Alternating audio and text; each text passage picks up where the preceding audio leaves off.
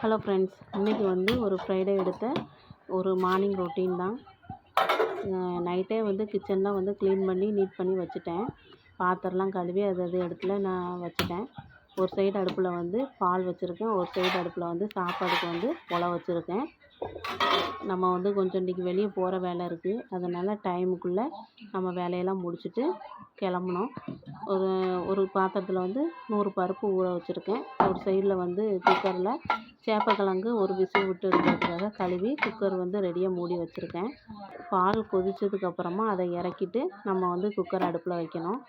சரி, கொஞ்சம் பொங்கின உடனே கொஞ்ச நேரம் உடனே இறக்கிட்டோன்னா இது வந்து நம்ம பசும்பால் தான் யூஸ் பண்ணுறோம்.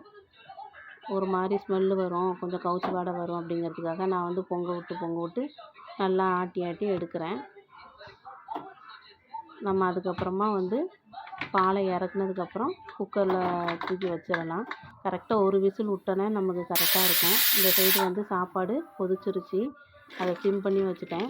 குக்கரில் வந்து ஒரு விசில் வந்துருச்சு. ஃப்ரைடேயில் நம்ம வந்து ஏற்கனவே பாட்டில் வந்து கழுவி வச்சுருந்தேன், உப்பு போட்ட ஜாடி.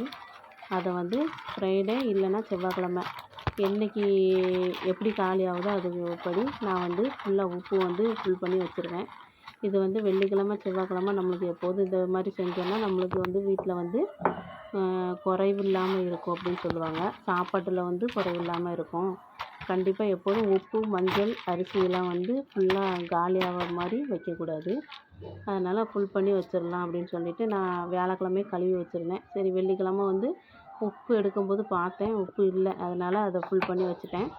கரெக்டாக அந்த ஒரு பாக்கெட்டு 15 ரூபா நினைக்கிறேன், ஒரு பாக்கெட் ஃபுல்லாகவே அந்த ஜாடி பிடிக்கும். கரெக்டாக 1 கிலோ பாக்கெட்டு. இப்போ வந்து சேப்பக்கிழங்கு வந்து வேக வச்சு எடுத்துட்டேன். அதே குக்கரில் நல்லா கழுவிட்டு நம்ம ஊற வச்சுருக்க பருப்பை வந்து நம்ம சேர்த்து வேக வச்சுக்கலாம். அதில் வந்து ஒரு பூண்டு, முழு பூண்டு வந்து உரித்து சேர்த்துக்கிட்டேன். கொஞ்சோண்டு வெந்தயம், கொஞ்சோண்டு ஜீரகம், கொஞ்சோண்டு மஞ்சத்தூள், இதெல்லாம் போட்டு நல்லா குக்கர் மூடிட்டு ஒரு 4 இல்லை 5 விசில் வந்து வேக வச்சு எடுத்துக்கலாம். அந்த கேப்பில் வந்து நம்ம வந்து இந்த கிழங்கு வந்து உரித்து எடுத்துடலாம் அப்படின்னு சொல்லிட்டு சைடு நான் வந்து உரிச்சிக்கிட்டு இருக்கேன். நம்மளுக்கு ஈஸியாகவே வந்துடும். ஒரு விசில் விடுங்க போதும். ஏன்னா 2, 3 போயிருச்சுன்னா கிழங்கு ரொம்ப குழஞ்ச மாதிரி ஆயிரும். நம்மளுக்கு அப்புறம் வறுத்து எடுக்கும்போது வந்து ரொம்ப குழன்னு ஆயிரும். நம்மளுக்கு அது உதிரியாகவே இருந்த மாதிரி இருக்காது. அதனால் ஒரு விசில் கரெக்டாக இருக்கும். நம்ம நல்லா தொலியெல்லாம் ஈஸியாகவே எடுத்துடலாம். நம்ம நல்லா அப்படி பிச்சோன்னாலே அது தானாக வந்துடும். உருளைக்கிழங்கு வேக வைக்கும்போது எப்படி எடுக்கும் அது மாதிரி வந்துடும். வந்ததுக்கப்புறம் அதை வந்து நம்ம குட்டியாக நம்ம கட் பண்ணி வைக்க வேண்டியதுதான். குட்டியாக நல்லா ரவுண்டாக வந்து ரவுண்ட் ஷேப்பில் வந்து கட் பண்ணி எடுத்துக்கலாம். ஏன்னா அப்போ தான் வந்து அந்த உப்பு, மிளகாய், காரம்லாம் வந்து நல்லா பிடிக்கும். நம்ம வறுத்து செய்யும்போது கரெக்டாக இருக்கும். அதனால் கடகடன்னு நம்ம வந்து உரித்து எடுத்துக்கலாம்.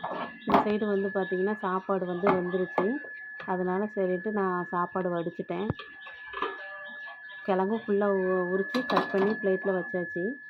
சாப்பாடு வெந்ததுக்கப்புறம் அதை இறக்கிட்டோமா, ஒரு கடாயை வச்சுட்டு கொஞ்சோண்டு கடலை எண்ணெய் தான் யூஸ் பண்ணுறேன். அதனால் கடலை எண்ணெய் கொஞ்சம் எண்ணெய் நிறைய தான் பிடிக்கும். அதனால் கொஞ்சம் தாராளமாக விட்டுக்கலாம். இது நல்லா ஊற்றிட்டு வேறு கடுகுலாம் எதுவும் போட வேண்டாம். இந்த கிழங்கு போட்டு நல்லா மிக்ஸ் பண்ணி விட்டுக்கலாம். முதல்ல அப்படி தான் தெரியும், குழையிற மாதிரியே, அப்புறம் உதிரியாக வந்துடும். அந்த சைடில் வந்து அதுக்கப்புறம் நான் பசங்களுக்கு டைம் ஆச்சு, டிஃபன் கொடுக்கணும்னு சொல்லிவிட்டு மேகி தான் அன்றைக்கி வந்து என்றைக்காவது ஒரு நாள் செய்யலாம். அதனால் அடிக்கடி செய்ய மாட்டேன். மேகி வந்து செஞ்சு கொடுத்துட்டேன். அப்புறம் எங்கள் வீட்டுக்காரவங்க வந்து எந்திரிச்சிட்டாங்கன்னு காஃபி போட்டு குடிச்சிட்டு காஃபி கலந்து கொடுத்தேன். நானும் அவங்களும் குடித்தோம். பசங்க வந்து குடிக்கலை, அவங்க வேண்டான்ட்டாங்க. ஏன்னா நம்ம காஃபி கொடுத்தோன்னா சரி சாப்பிட மாட்டாங்கன்னு சொல்லிவிட்டு நான் வந்து காஃபி கொடுப்பேன்.